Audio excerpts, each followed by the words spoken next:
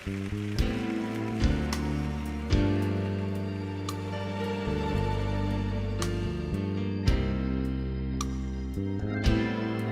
hello to each other. She said, "Welcome home," and I don't remember exactly what I said, what the dialogue was, but I said to the director, I think we need something that Vulcans do when they greet each other, because humans have certain kinds of things that we do. We shake hands, we salute each other, we bow to each other in certain cultures. He said, "What would you like to do?" And that's where I came up with this. Wow. And it came from an experience that I had that obviously made a big impression on me, because it happened when I was about 8 or 9 years old. I was in a synagogue with my family, in an Orthodox synagogue, the men sitting downstairs, the women upstairs in the balcony, and with my grandfather, my father, and my brother and myself. Comes a point in the service where a group of men, I think there must have been 5 or 6 of them, is my memory. They are called Kohanim. They are members of the priestly tribe of the Hebrews.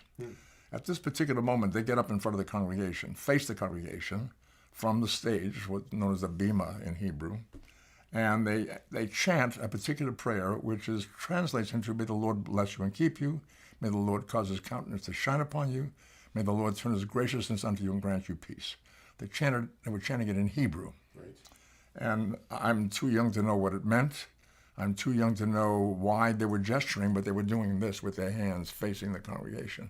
And while they were doing that, my dad was saying to me, "Don't look." Well, there's this crazy, fervent chanting going on. They're shouting this prayer in Hebrew, and they're shaking and they're rocking. It was kind of a frenzy. And I peeked. I saw what they were doing, and I immediately went to work to learn how to do that. Yeah. I had no idea why they were doing it, and much later I found out that this is the shape of the letter Shin in the Hebrew alphabet, which is the first letter of the word Shaddai, which is a name for God. Right. So the sense is they're using a symbol of God's name as they bless the congregation with that blessing.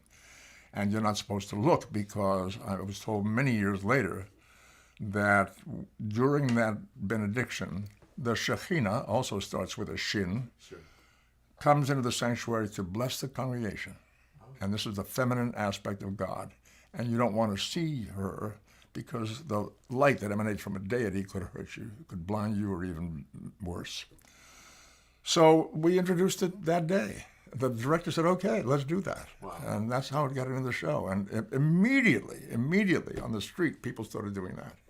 I thought, whoa, we've touched something. It's one of those magic things that happens sometimes when you present an idea and a big yes comes back. You know?